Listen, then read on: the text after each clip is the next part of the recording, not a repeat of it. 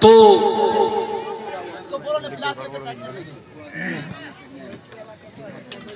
پاک اور ناپاک برابر نہیں ہو سکتے. پاکی کا تعلق عقیدے سے بھی ہوتا ہے. اللہ نے کہا مشرک ناپاک ہے. بھئی مشرک آدمی ضروری تو نہیں ہے کہ وہ کپڑا ناپاک پہنتا ہو سکتا ہے وہ نہاتا ہو دھوتا ہو صاف ستھرا رہتا ہو خوشبو لگاتا ہو پرفیوم لگاتا ہو. تو قرآن یہ کیوں کہہ رہا ہے کہ مشرکین ناپاک ہیں؟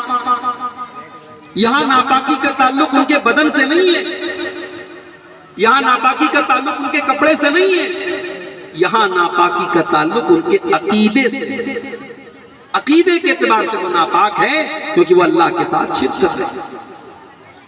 اسی طریقے سے ایک نوجوان ہے بڑے صاف ستھرے کپڑے پہنتا ہے خوشبو لگاتا ہے ظاہری اعتبار سے اس کے اندر کوئی ناپاکی کی چیز نہیں ہے لیکن وہ زنا کرتا ہے وہ حرام تعلقات عورتوں کے ساتھ قائم کرتا ہے.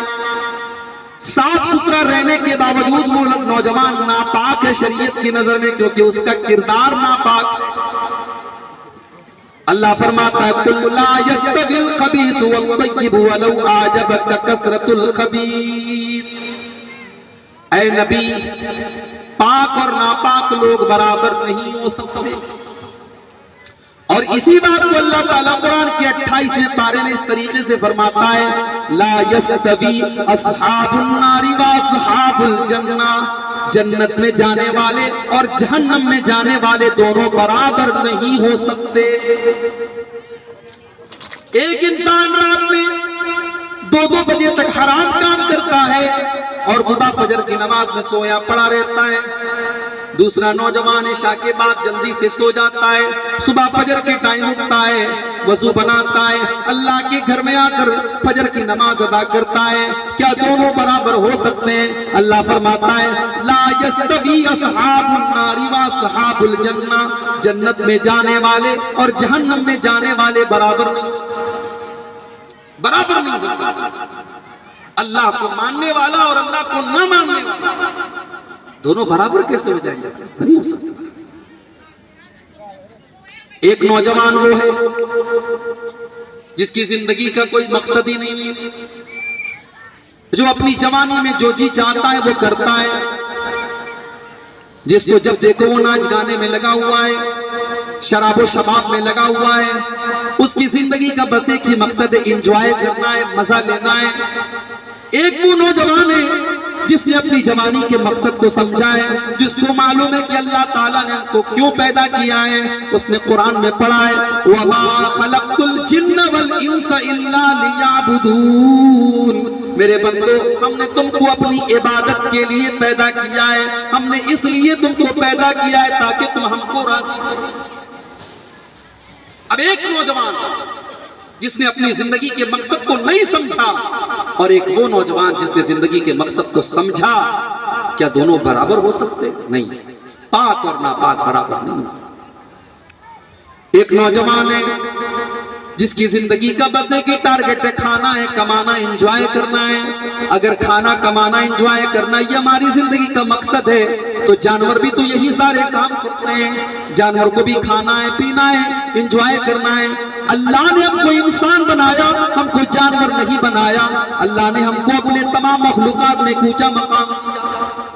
انسان بنایا اللہ نے سوچنے سمجھنے کی صلاحیت دی سینس دیا حق اور باطل میں فرق کرنے کی صحیح اور غلط میں فرق کرنے کا ہنر دیا اللہ نے. اور ہم جانوروں کی طرح صرف کھانے اور کمانے کے لیے زندگی گزاریں یہ ایک انسان کو زیب نہیں دیتا. اسی لیے اللہ تعالیٰ قرآن کے 14ویں پارے میں فرماتا ہے ربما یود الذین کفروا لو کانوا مسلمین. ایک دن ایسا آئے گا جو لوگ دنیا میں کافر تھے جو اللہ کو نہیں مانتے تھے کل قیامت کے دن وہ بھی یہ کہیں گے لو کانوا مسلمین کہ کاش ہم مسلمان ہوتے. اللہ فرماتا ہے ذرہم یاکلوا ویتمتعوا ویلہہم الامل فسوف یعلمون. اے نبی ان کو ان کے حال پہ چھوڑ دیجئے، ان کو کھانے دیجئے، ان کو پینے دیجئے، ان کو انجوائے کرنے دیجئے، ان کو لمبے لمبے پلان بنانے دیجئے۔ قیامت کا دن آئے گا تو ان کو پتہ چلے گا کہ انہوں نے دنیا میں صرف کھانے کمانے میں اپنی زندگی برباد کر دی، آج ان کا انجام کیا ہوگا۔ زندگی اتنی سستی نہیں ہے میرے بھائی، زندگی اللہ کی امانت ہے۔ میرے نوجوانوں، ہر چیز کا ایک مقصد ہوتا ہے، اور وہ چیز جب اپنے مقصد پر پوری نہ اترے تو وہ یوز لیس ہو جاتا ہے۔ یہ مائک ہے، اس کا ایک مقصد ہے، میری آواز آپ تک پہنچانا۔ اگر یہ مائک اپنے مقصد کو پورا نہ کرے، میں مائک کو کنارے لگا دوں گا، اپنے سامنے نہیں رکھوں گا۔ یہ لائٹ ہے، اس لائٹ کا کام ہے جلنا، روشنی دینا۔ اگر یہ لائٹ روشنی نہ دے، اس کو اسٹیج پر نہیں لگایا جائے۔ ہماری اور آپ کی زندگی کا مقصد اللہ کو راضی کرنا ہے۔ ہم اس لیے دنیا میں پیدا ہوئے ہیں تاکہ ہم ایسا عمل کریں جس سے اللہ راضی ہو جائے، اللہ خوش ہو جائے۔ اللہ نے فرمایا قرآن کے 29ویں پارے میں، تبارک الذی بیدہ الملک وہو علی کل شیء قدیر۔ بڑی برکت والی ہے وہ ذات جس کے ہاتھ میں ساری کائنات کی بادشاہت ہے اور جو ہر چیز پر قادر ہے۔ الذی خلق الموت والحیاۃ لیبلوکم ایکم احسن عملا۔ اس نے زندگی کو پیدا کیا، اس نے موت کو پیدا کیا، اس لیے پیدا کیا تاکہ وہ تمہارا امتحان لے کہ تم میں کون اچھا عمل کرتا ہے۔ ہم اور آپ اس دنیا میں امتحان دینے کے لیے آئے، اور اس امتحان میں اللہ کیا دیکھنا چاہتا ہے کہ ہم اچھا عمل کرتے ہیں کہ نہیں کرتے۔ اللہ نے یہ نہیں کہا کہ کون زیادہ عمل کرتا ہے، اللہ کیا کوانٹٹی نہیں چاہیے، اللہ کیا کوالٹی چاہیے۔ ابھی آپ نے دیکھا ہوگا 15 شعبان کی تاریخ آئی، ہمارے بہت سارے مسلمان بھائی رات رات پر جا کر کے عبادت کرتے رہے، قبرستان پہ جا کر مردوں کے لیے دعائیں مغفرت کرتے رہے، مسجدوں میں لائٹنگ کرتے رہے، رات رات پر قرآن کی تلاوت کرتے رہے۔ ہمارے کچھ بھائیوں نے ہم سے بھی واٹس ایپ پر پوچھا مولوی صاحب آپ لوگ شب برات میں عبادت کیوں نہیں کرتے؟ اگر ہم کرتے تو آپ کو اعتراض کیا ہے؟ ہم عبادت ہی کرتے، کون سا غلط کام کرتے؟ میں نے کہا بھائی عبادت کرنا غلط نہیں ہے، لیکن کسی رات میں خاص عبادت کرنا یہ غلط ہے۔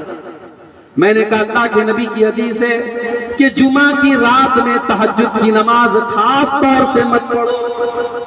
بھئی ایک آدمی روزانہ تہجد پڑھتا ہے تو ٹھیک ہے، وہ جمعہ کو بھی پڑھے، مگر ہفتے میں آپ صرف جمعہ کی رات میں تہجد پڑھے، اللہ کے نبی نے منع کیا۔ آپ نے فرمایا جمعہ کی رات میں خاص طور سے تہجد نہ پڑھا کرو، جمعہ کے دن خاص طور سے روزہ نہ رکھا کرو۔ اگر آپ نفل روزہ کبھی بھی رکھتے ہیں تو جمعہ کو بھی رکھ لیجئے، لیکن خاص طور سے ہفتے میں جمعہ کے دن روزہ رکھنے سے منع کیا اللہ کے نبی نے۔ ہم نے کہا جب 15 شعبان کی فضیلت کے بارے میں کوئی ایک بھی صحیح روایت موجود نہیں ہے، اگر یہ اتنی فضیلت والی رات ہے تو اس کی فضیلت کے بارے میں کوئی ایک بھی صحیح حدیث کیوں نہیں ہے؟ اس کے بارے میں تو سینکڑوں حدیث ہونی چاہیے۔ اگر اس رات میں اللہ تبارک و تعالیٰ اپنے بندوں کی مغفرت کرتا ہے، اپنے بندوں کو معاف کرتا ہے، تو ہم سے زیادہ نبی کے صحابہ نیکی کے معاملے میں آگے آگے رہتے تھے۔ اللہ کے نبی کے صحابہ سے صحیح سند سے یہ چیز ثابت کیوں نہیں ہے؟ اس لیے میرے بھائیوں، عبادت کی کوانٹٹی پر مت جائیے، عبادت کی کوالٹی ہونی چاہیے۔ آپ کا عمل اگر کم ہے لیکن قرآن و حدیث کے مطابق ہے تو اللہ کیا قبول کیا جائے گا، اور عمل بہت زیادہ ہے لیکن قرآن و حدیث کے مطابق نہیں ہے تو آپ کے عمل کی اللہ تعالیٰ کیا کوئی ویلیو نہیں۔ اللہ نے فرمایا ہم نے تم کو پیدا کیا ہے، ہم تمہارا امتحان لینا چاہتے ہیں، ہم یہ دیکھنا چاہتے ہیں کہ کون اچھا عمل کرتا ہے۔ ہم اور آپ اس دنیا میں اس امتحان کو دینے کے لیے آئے ہیں۔ اب ایک نوجوان وہ ہے جو اس امتحان کو میں پورا اتر رہا ہے، جو یہ سوچ کر کے زندگی گزار رہا ہے کہ مجھے اللہ کا حساب دینا ہے، جو اپنی جوانی کے ایک ایک منٹ کو قیمتی سمجھتا ہے، جو یہ جانتا ہے کہ میں جوانی میں اگر اللہ کی عبادت کر لوں گا تو یہ جوانی کی عبادت اللہ تعالیٰ کے بڑھاپے کی عبادت سے زیادہ پسند آئے گی۔ جو جانتا ہے کہ میری جوانی کی عبادت کو اگر اللہ کو راضی، اگر اللہ کو پسند آ گئی تو اللہ تعالیٰ اس جوانی کی عبادت کی وجہ سے کل قیامت کے دن عرش کا سایہ۔ جوانی کی عبادت کو معمولی مت سمجھو میرے نوجوان، یہ 60 سال والے جو ڈنڈا لے کر کے مسجد میں جاتے ہیں نا، ان 60 سال والوں کے ڈنڈا لے کر کے مسجد میں جانے سے زیادہ اہمیت 20 سال کے نوجوان کے فجر کی نماز میں جانا۔ حالانکہ 60 سال والا بیچارہ کمزور ہے، بوڑھا ہے، بڑی مشکل سے مسجد میں آ رہا ہے، اور نوجوان تو بڑی آسانی سے آ سکتا ہے، مگر اس نوجوان نے دوسرے نوجوانوں کی طرح فجر کی نماز کے ٹائم اپنے آرام کو، اپنے بستر کو اس نے ترجیح نہیں دی، اس نے بستر کو چھوڑ کر الصلاۃ خیر من النوم کی آواز پر لبیک کہا۔ اس لیے اس نوجوان کی عبادت اللہ تبارک و تعالیٰ کے بہت اونچا مقام ہے۔ اسی لیے اللہ کے نبی فرماتے ہیں قیامت کے دن 7 طریقے کے لوگ ایسے ہوں گے جن کو اللہ تعالیٰ اپنے عرش کا سایہ دے گا۔ ان 7 نوجوانوں میں دوسرے نمبر پر اللہ کے نبی فرماتے ہیں وَشَابٌ نَشَا فِي عِبَادَةِ اللَّهِ، وہ نوجوان جس کی جوانی اللہ کی عبادت میں گزری ہو۔ جلسہ کرا رہے ہیں آپ لوگ ماشاءاللہ، لیکن کل فجر کی نماز میں آپ میں سے کتنے لوگ حاضر رہتے ہیں؟ یہ ہے جلسے کا حاصل۔ میں اکثر دیکھتا ہوں کہ جلسہ کرانے میں جو نوجوان آگے آگے رہتے ہیں، کوئی پنڈال کا انتظام دیکھ رہا ہے، کوئی علماء کو ریسیو کرنے جا رہا ہے، کوئی کھانے کا انتظام دیکھ رہا ہے، کوئی عورتوں کے گیٹ پر ڈیوٹی دے رہا ہے، اپنی اپنی ڈیوٹی سب نبھا رہے ہیں۔ بڑی اچھی بات ہے بھائی، آپ کے اندر شوق ہے، جذبہ ہے، لیکن وہ جذبہ آپ کا نماز کے لیے کیوں ختم ہو جاتا ہے؟ سال میں ایک بار جلسہ کرا لینا دین کی خدمت نہیں ہے میرے بھائی، آپ کو نماز کی بھی پابندی کرنی چاہیے۔ اگر آپ مسلمان ہیں تو 5 ٹائم کی نماز آپ کے اوپر فرض ہے۔ ان الصلاۃ کانت علی المؤمنین کتابا موقوتا، 5 ٹائم کی نماز اور مسلمان مرد و عورت کے اوپر فرض ہے۔ بیمار ہے تب بھی فرض ہے، سفر میں ہے تب بھی فرض ہے، کھڑا ہو کر کے نہیں پڑھ سکتا تب بھی فرض ہے، بیٹھ کر کے نہیں پڑھ سکتا تب بھی فرض ہے، جس حالت میں بھی وہ نماز پڑھ سکتا ہے وہ پڑھے گا۔ نماز کو اپنے وقت پر پڑھنا آپ کے اوپر فرض ہے۔ ابھی ترکی اور سیریا کا زلزلہ سنا ہوگا آپ نے، خبریں آپ کے پاس آئی ہوں گی۔ ایک واقعہ میڈیا والوں نے نقل کیا، ایک 6 یا 7 سال کی بچی تھی، شاید سیریا کی تھی، سیریا کے یہاں زلزلہ آیا اور 3 دن ملبے سے دبے رہنے کے بعد، ملبے کے نیچے دبے رہنے کے بعد 3 دن کے بعد وہ لڑکی اللہ کے فضل و کرم سے زندہ اور صحیح سلامت نکلتی۔ 3 دن کے بعد جب وہ لڑکی سلامت زندہ نکلتی ہے تو بے ہوش ہوتی ہے۔ جب ہوش میں آتی ہے تو وہ 6 یا 7 سال کی بچی، اس کی زبان سے پہلا لفظ کیا نکلتا ہے؟ کہتی ہے کم من صلاۃ ما صلیتھا، کم من صلاۃ ما صلیتھا، کہتی ہے میں پتہ نہیں کتنے ٹائم میں بے ہوش رہی، پتہ نہیں کون کون سی نمازیں میری چھوٹ گئی، او لوگوں مجھے بتا دو میں نے کتنے ٹائم کی نماز نہیں پڑھی۔ اللہ اکبر۔ اس 6 سال کی بچی نے ہمیں اور آپ کو سبق سکھا دیا کہ او نماز چھوڑنے والوں، او نماز کے معاملے میں لاپرواہی کرنے والوں، تم اللہ کو کیا جواب دو گے؟ تمہارے پاس کل اللہ کی بارگاہ میں کیا ایکسکیوز ہوگا، کیا بہانہ؟ اس 6 سال کی بچی کو اتنی فکر ہے کہ ہوش میں آنے کے بعد پہلا جملہ منہ سے نکلتا ہے کہ کتنی نمازیں میں نے نہیں پڑھی۔ ایک وہ نوجوان ہے جو 5 ٹائم کی نماز پڑھ رہا ہے، اور ایک وہ نوجوان ہے جو نماز سے اس کے کوئی مطلب نہیں ہے۔ کیا دونوں برابر ہو سکتے ہیں؟ کبھی نہیں۔ حضرت عمر فاروق کا دور ہے، عمر فاروق رضی اللہ تعالیٰ عنہ اپنے گورنروں کو خط لکھتے اور کہتے ہیں کہ وہ لوگوں، سب سے اہم چیز اسلام کے اندر نماز ہے، فمن ضیعہا، جس نے نماز کو برباد کر دیا تو دوسری چیزوں کو تو وہ اور زیادہ برباد کرے گا۔ جس کی نماز درست نہیں ہے، جو نماز کے معاملے میں گڑبڑ ہے، اس کے بارے میں کسی اور چیز کی گارنٹی نہیں لی جا سکتی۔ ابھی ایک صاحب سے ملاقات ہوئی میری بنگال میں، مالدہ کے اندر، سرکاری ٹیچر ہیں وہ، ان کے دوست نے کہا مولوی صاحب تھوڑا سا ان کو سمجھائیے گا، یہ نماز نہیں پڑھتے۔ صبح کا ٹائم تھا، ناشتے کا ٹائم تھا، ہم لوگ بیٹھے۔ میں نے کہا ماسٹر صاحب آپ اسکول میں پڑھانے کتنے بجے جاتے ہیں؟ بولے 8 بجے جاتے ہیں۔ میں نے کہا کتنے بجے تک؟ بولے 3 بجے تک ڈیوٹی۔ میں نے کہا کبھی ایسا ہوتا ہے کہ آپ 8 بجے کے بجائے 9 بجے اسکول جائیں، 10 بجے جائیں؟ بولے نہیں، وہ تو سرکاری ڈیوٹی ہے تو جانا پڑتا۔ میں نے کہا اچھا آپ نماز کیوں نہیں پڑھتے؟ بولے مولوی صاحب کیا بتاؤں، بس آپ دعا کیجئے، تھوڑا سا کاہلی ہے میرے اندر۔ میں نے کہا یہ مت کہیے کہ کاہلی ہے آپ کے اندر، اگر کاہلی ہوتی تو آپ 8 بجے اپنی ڈیوٹی پر نہ جاتے۔ آپ کی سرکاری نوکری ہے، آپ 8 بجے کا اسکول ہے تو 7:30 بجے ریڈی ہو جاتے ہیں، کیونکہ آپ کو پتا ہے کہ یہ سرکاری نوکری کا معاملہ ہے، آپ کی روزی روٹی کا معاملہ ہے۔ ہم نے کہا اگر آپ کاہل ہوتے تو ہر معاملے میں کاہل ہوتے، آپ نوکری کے معاملے میں تو بہت چست ہیں، نوکری کے معاملے میں تو بہت آپ کے اندر چستی پھرتی ہے، لیکن آپ نماز کے معاملے میں ڈھیلے ڈھالے ہیں، اس لیے کیونکہ نماز کی اہمیت آپ کے نزدیک نہیں ہے۔ یہ اس پر ڈیپینڈ کرتا ہے کہ کون سی چیز آپ کے نزدیک اہمیت رکھتی ہے میرے بھائی۔ 5 روپے کا پین آپ کے جیب میں ہوتا ہے اور 10,000 کا موبائل بھی آپ کی جیب میں ہوتا ہے، مگر 5 روپے کی قلم کی آپ اتنی پرواہ نہیں کرتے، گر بھی گیا تو کتنا جائے گا؟ 5 روپیہ جائے گا۔ لیکن 10,000 کا موبائل ہے تو آپ سنبھال کے رکھتے ہیں، آپ سنبھال کے رکھتے ہیں۔ بائک چلا رہے ہیں تو جیب دیکھتے ہیں کہ کہیں ایسا تو نہیں جیب میں سے نکل گیا، ٹرین پہ سفر کرتے ہیں تو دیکھتے رہتے کہ میرا موبائل کسی نے لے تو نہیں۔ میں نے کہا آپ جس طریقے سے اپنے قیمتی سامان کی فکر کرتے ہیں، آپ اپنی نماز کی بھی فکر کیجئے۔ اللہ کے نبی فرماتے ہیں کہ جس کی عصر کی نماز چھوٹ گئی فَكَأَنَّمَا فُتِرَ أَهْلُهُ وَمَالُهُ، سمجھو کہ اس کا بہت قیمتی مال کھو گیا، سمجھو کہ اس کے اہل و عیال میں سے کوئی گم ہو گیا۔ کسی عورت کا بچہ گم ہو جائے، اس کو کھانا اچھا لگے گا؟ اس کو پانی اچھا لگے گا؟ باپ کو پتا لگے کہ اس کا بیٹا گم ہو گیا، باپ کو کوئی اور چیز اچھی لگے گی؟ نہیں۔ جس طریقے سے آپ کے گھر والوں میں سے کوئی گم ہو جائے، آپ کی کوئی قیمتی چیز گم ہو جائے، اللہ کے نبی فرماتے ہیں اگر کسی کی عصر کی نماز چھوٹ جائے تو اس کو ایسا محسوس ہوتا ہے۔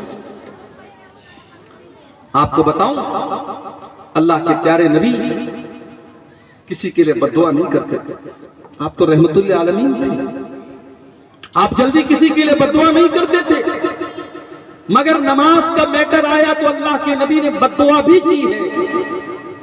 جنگ خندق کا موقع یاد کیجیے، جب مشرکوں کے ساتھ لڑائی ہو رہی ہے، جنگ ہو رہی ہے، اور لڑائی کے دوران عصر کی نماز اللہ کے نبی کی قضا ہو جاتی ہے، سورج ڈوب جاتا ہے اور مغرب کے ٹائم آپ کو عصر کی نماز پڑھنی پڑتی ہے۔ اللہ کے رسول کی زبان سے بددعا کے الفاظ نکل جاتے ہیں، آپ فرماتے ہیں مَلَأَ اللَّهُ بُيُوتَهُمْ وَقُبُورَهُمْ نَارًا، اللہ ان مشرکوں کے گھروں کو جہنم کی آگ سے بھر دے، اللہ ان کی قبروں کو جہنم کی آگ سے بھر دے۔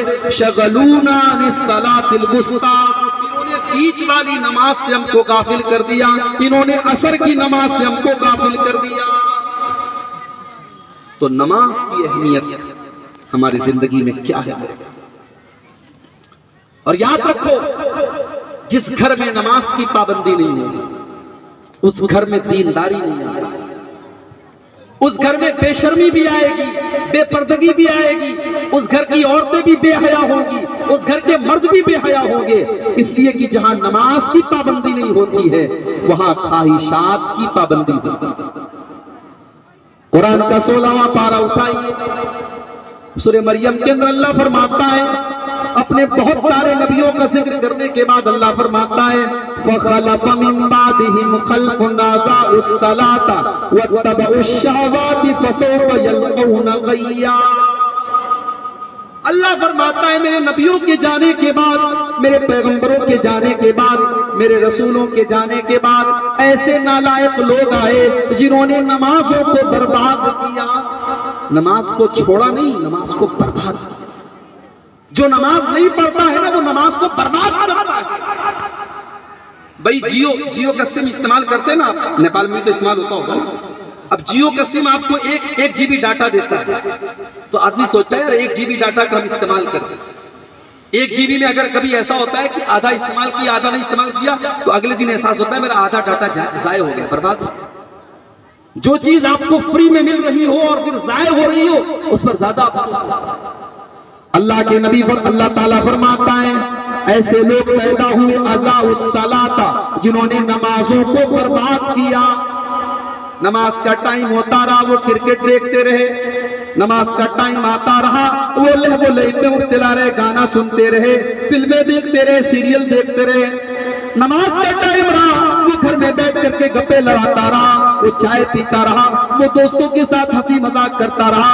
اضاعوا الصلاۃ اس نے نمازوں کو برباد کیا، واتبعوا الشہوات اور اس نے اپنی خواہشات کی پیروی کی۔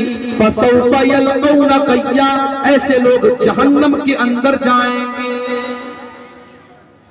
نماز کی پابندی کرو میرے پیارے ساتھی، نماز کی پابندی کرو، اس کے بغیر ہم اور آپ آخرت میں کامیاب نہیں ہو سکتے۔ جہنم میں جانے کی سب سے بڑی وجہ شرک کے بعد یہی نماز ہے۔ جب جہنمی جہنم میں جائیں گے تو سوال کیا جائے گا، جنتی سوال کریں گے تم جہنم میں کیسے پہنچ گئے؟ تو جہنمی پہلا جواب یہی دیں گے، قالوا لم نک من المصلین، ہم نماز نہیں پڑھتے تھے، نماز نہیں پڑھتے تھے۔ تو ایک نوجوان جو نماز پڑھ رہا ہے اور ایک نوجوان جو نماز نہیں پڑھ رہا ہے دونوں برابر نہیں ہو سکتے۔ اور آگے بڑھیے، ایک نوجوان وہ ہے جو رات کے سناٹے میں اپنے موبائل کا غلط استعمال کر رہا ہے، آنکھوں کا زنا کر رہا ہے، ہاتھوں کا زنا کر رہا ہے، پیروں سے زنا کی طرف چل کے جا رہا ہے، جو اپنے انٹرنیٹ کا اور اپنے موبائل کا غلط استعمال کر رہا ہے۔ ایک وہ نوجوان ہے اور دوسری طرف وہ نوجوان ہے جو رات کے سناٹے میں ساری دنیا سو رہی ہے، وہ مصلی بچھا کر کے اللہ کی بارگاہ میں تہجد کی نماز پڑھ رہا ہے۔ ایک رات میں گناہ کا کام کر رہا ہے، اللہ کو ناراض کرنے کا کام کر رہا ہے، ایک اللہ کی بارگاہ میں آنسو بہا رہا ہے۔ میرے پیارے بھائیوں ذرا دل پر ہاتھ رکھ کر کے بتاؤ کیا دونوں برابر ہو سکتے ہیں؟ نہیں ہو سکتے۔ قُلْ لَا يَسْتَوِي الْخَبِيثُ وَالطَّيِّبُ اے نبی آپ کہہ دیجئے کہ پاک اور ناپاک برابر نہیں ہو سکتے۔ جو راتوں میں گناہ کا کام کر رہا ہے اس کی حالت کیا ہونے والی ہے؟ اللہ کے پیارے نبی فرماتے ہیں، ابن ماجہ کی روایت ہے، آپ فرماتے ہیں کہ میری امت کے میں ایسے لوگوں کو بھی جانتا ہوں جو قیامت کے دن بہت ساری نیکیوں کو لے کر کے آئیں گے، روزہ نماز اور حج کو لے کر کے آئیں گے، لیکن اللہ تعالیٰ ان کی نیکیوں کو برباد کر دے گا، ختم کر دے گا۔ صحابہ نے پوچھا ہے اللہ کے نبی وہ کون بد نصیب لوگ ہیں؟ وہ کون بد نصیب لوگ ہوں گے جو نیکیوں کا پہاڑ لے کر کے آئیں گے اور ان کی نیکیوں کو اللہ تعالیٰ برباد کر دے گا؟ نبی اکرم فرماتے ہیں وہ تمہارے ہی بھائی ہوں گے، جیسے تم نماز پڑھتے ہو وہ بھی نماز پڑھتے ہوں گے، جیسے تم روزہ رکھتے ہو وہ بھی روزہ رکھیں گے، وَلَكِنَّهُمْ إِذَا خَلَوْا بِمَحَارِمِ اللَّهِ انتهكوها، لیکن تمہارے وہ بھائی تو ہوں گے، وہ نماز تو پڑھیں گے، وہ روزہ تو رکھیں گے، مگر جب تنہائی ہوگی، جب اکیلا پن ہوگا، جب بند کمرہ ہوگا، جب بیڈ روم کی تنہائی ہوگی، جب بستر پر اکیلے میں ہوں گے تو بہت سارے ناجائز کام کریں گے، بہت سارے غلط کام کریں گے۔ آج موبائل نے بہت سارے گناہوں کو آسان کر دیا، موبائل نے آج وہ سارے کام آسان کر دیے ہیں جو پہلے بہت مشکل تھے۔ پہلے کوئی سوچ بھی نہیں سکتا تھا کہ مسجد میں بھی گانا بجے، اب تو صاحب مسجد میں نماز ہو رہی ہے، اہدنا الصراط المستقیم پیچھے موبائل پر گانا بج رہا ہے۔ اب بعد میں کہتا ہے کیا بتاؤں مولوی صاحب سائلنٹ کرنا بھول گیا۔ ارے تو سائلنٹ کرنا بھول گیا، کم سے کم تو اپنے موبائل کی رنگ ٹون میں گانا تو نہ لگا۔ ہمارے نوجوان گانا لگاتے ہیں۔ اس کے بعد آپ یہ دیکھیے کہ اس موبائل نے آج نوجوان لڑکی اور لڑکیوں کو ایک پرائیویسی دیتے ہیں۔ بھائی واٹس ایپ پر آدمی چیٹنگ کر رہا ہے، کس سے چیٹنگ کر رہا ہے، کون دیکھنے جاتا ہے، کون کتنی نظر رکھے گا؟ اب لڑکا کسی سے بات کر رہا ہے یا لڑکی کسی سے بات کر رہی ہے، اب جب بات ہوگی اور یہ احساس ہے کہ میں بات کر رہی ہوں یا میں بات کر رہا ہوں، یہ میں جانتا ہوں یا سامنے والا جانتا ہے، تو تنہائی مل گئی۔ مرد اور عورت کو جب تنہائی مل جائے تو اللہ کے نبی کی حدیث ہے کہ تیسرا شیطان ہوتا ہے۔ لا یخلون رجل بامرأۃ الا وثالثهما الشیطان، جب بھی کوئی مرد کسی عورت کے ساتھ اکیلے میں ہوتا ہے، تنہائی میں ہوتا ہے، تو تیسرا وہاں پر ڈیفینیٹلی شیطان ہوتا ہے، تیسرا یقیناً وہاں پر شیطان ہوتا ہے۔ آپ کی مسجد کے امام صاحب ہیں، آپ کے محلے کے بڑے نیک انسان ہیں، حاجی صاحب ہیں، نمازی صاحب ہیں، اگر وہ بھی کسی جوان عورت، کسی خوبصورت عورت کے ساتھ اگر تنہائی میں ہیں، وہ جتنے بڑے بھی متقی اور پرہیزگار ہوں، اللہ کے نبی کی اس حدیث کو سامنے رکھو، وہاں پہ تیسرا شیطان ضرور۔ تو جب ڈائریکٹ مرد اور عورت تنہائی میں ملتے ہیں اور وہاں پہ تیسرا شیطان ہوتا ہے، تو فیس بک کے ذریعے جب ملتے ہیں، واٹس ایپ کے ذریعے جب ملتے ہیں، سوشل میڈیا پر جب ملتے ہیں، تو وہاں بھی تیسرا شیطان ہے۔ ارے اسلام تو وہ دین ہے جس نے ایک مسلمان عورت کو یہ تعلیم دی کہ جب تو کسی غیر مرد سے بات کرے تو تیری آواز میں بھی سختی ہونی چاہیے۔ فلا تخضعن بالقول، مسلمان عورتوں تم کسی غیر مرد سے بات کرو تو تمہاری آواز میں لچک نہیں ہونی چاہیے، تمہاری آواز میں مٹھاس نہیں ہونی چاہیے۔ فَيَطْمَعَ الَّذِي فِي قَلْبِهِ مَرَضٌ، کہیں ایسا نہ ہو جس کے دل میں شہوت کی بیماری ہے، جس کے دل میں گندگی ہے، کہیں وہ تمہارے بارے میں غلط امیدیں نہ پال لے۔ حالانکہ ضروری تو نہیں ہے کہ کوئی میٹھی آواز میں بات کرے تو ہمارا دل پگھل ہی جائے، مگر اللہ تعالیٰ جو ہمارا پیدا کرنے والا ہے، اس کو پتا ہے کہ شروعات کہاں سے ہوتی ہے، زنا کی شروعات کہاں سے ہوتی ہے، بدکاری کون کون سے راستے سے گھر میں آتی ہے، اللہ کو پتا ہے۔ اللہ نے اس کے شروعاتی دروازوں کو ہی بند کر دیا۔ اللہ مسلمان عورت سے کہہ رہا ہے تو کسی غیر مرد سے بات کرے تو تیری آواز میں لچک نہیں ہونی، تیری آواز میں کڑک پن ہونا چاہیے، سختی ہونی چاہیے۔ تو ایسا سگنل نہ دے کہ سامنے والے کو لگے کہ ہاں یہاں دال گل جائے گی، تیری آواز ایسی ہو، تیرا لب و لہجہ ایسا ہو کہ سامنے والا سمجھ جائے کہ نہیں یہاں میری دال گلنے والی نہیں۔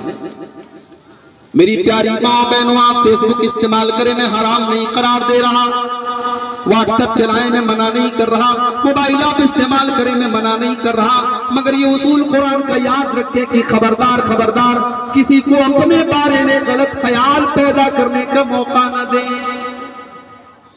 السلام علیکم۔ وعلیکم السلام۔ جی میں آپ کا اسلامی بھائی ہوں، میں آپ کی اسلامی بہن ہوں۔ آج کل فیس بک پر یہ بھی چلتا ہے اسلامی بھائی اور اسلامی بہن۔